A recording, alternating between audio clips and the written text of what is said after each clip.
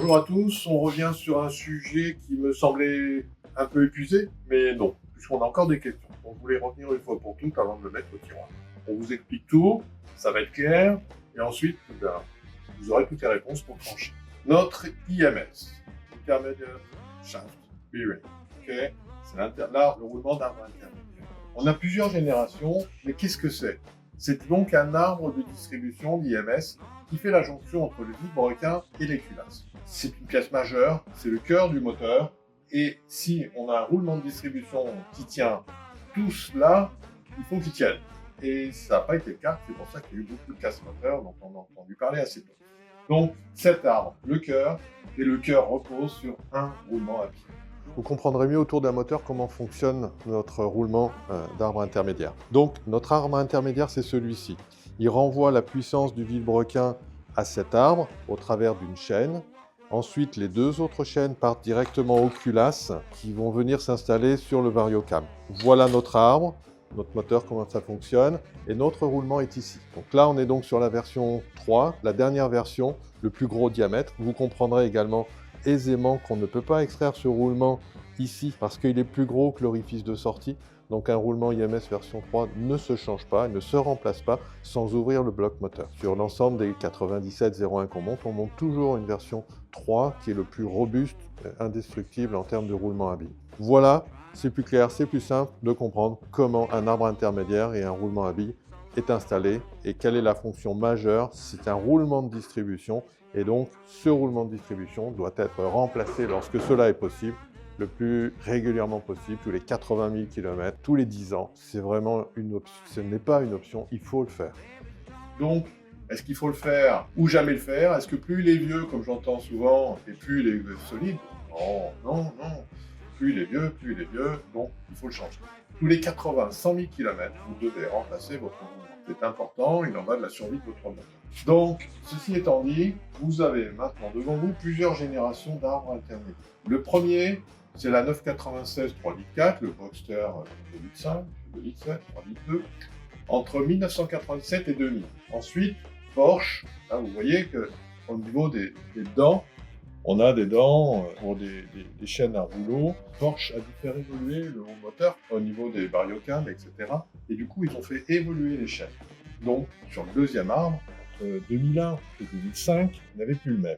Donc, le roulement évolue en même temps. Ce qui est étonnant, regardez de plus près, c'est que sur l'arbre, ici, on a quand même une profondeur relativement importante par rapport à la deuxième génération. Ça tient aussi au fait que le clips qui tient le roulement était également différemment positionné.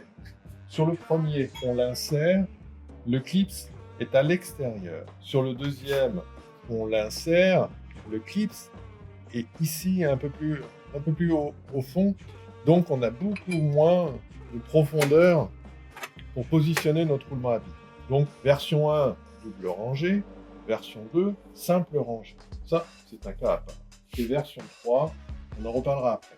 Donc entre la version 1 et version 2, on voit déjà assez flagrant, beaucoup plus de portée sur le roulement de version 1 par rapport aux versions 2. Mais, est-ce que c'est ce qui fait la casse?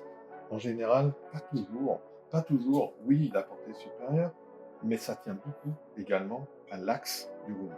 La plupart du temps, l'axe casse et ensuite le roulement se casse. Sur la toute première génération, vous avez un axe qui fait 8 pour une raison obscure. Porsche passe ensuite sur un axe de 6. Là, on comprend que l'axe est vraiment très très fin avec cette gorge, un joint torique. On a un axe vraiment très très fin et c'est bien souvent lui qui casse avant le roulement à billes. Donc, version 1, version 2.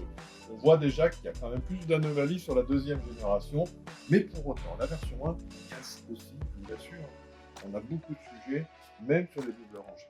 Après, version 3. Venons-en à la version 3, parce que là, vous aurez compris que ici, sur un axe de 10, au plus défavorable, on a quand même plus de chances que ça tienne. Vous voyez la taille, vous voyez le diamètre, tout ici fait que cette troisième génération, apparue donc en 2005, entre 2005 et 2008, c'est la version 3 Et cette version 3 ne pose aucun problème. Donc de toute façon, pour ceux qui voudraient s'essayer à remplacer ce roulement, il ne passe pas par l'orifice de sortie entre les deux blocs. Donc, n'essayez pas de le changer, vous n'y arriverez pas. Et qui plus est, ça n'est pas utile, nous n'avons aucun problème à partir de avril 2005. Donc avril 2005, si vous avez un Cayman, vous ne posez pas de questions. Le Cayman n'est pas concerné. Les Caymans sont sortis en mai 2005, donc il n'y a jamais eu de problème. Pour les 97, 3.8, 3.6, ça va dépendre du mois de sortie. Donc, version 3, oubliez, pas de problème. Version 1, ça arrive. Le pire, vous l'avez compris, c'est quand même la version 2, donc entre 2001 et 2005. Maintenant, au fil du temps, beaucoup de gens ont sorti des solutions en disant, ben voilà, nous on a réparé ce que fait Porsche, on sort des roulements en céramique et c'est extraordinaire et tout marche bien. J'aimerais bien, mais c'est pas forcément le cas. Je ne vais pas forcément faire de avis, mais je préfère dire la vérité parce qu'il faut qu'on sache. Vous avez des roulements qui coûtent entre 1 000 € et 300 €.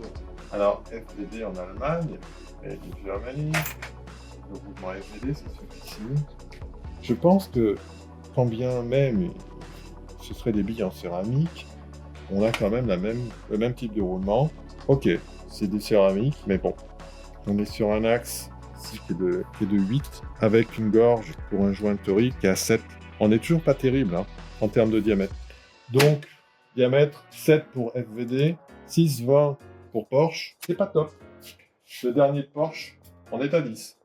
Donc, voilà ce qu'on proposait en origine, développé par FVD en Allemagne, et la dernière version par Porsche. Ça, c'est le top du top. Vous ne pourrez pas faire mieux.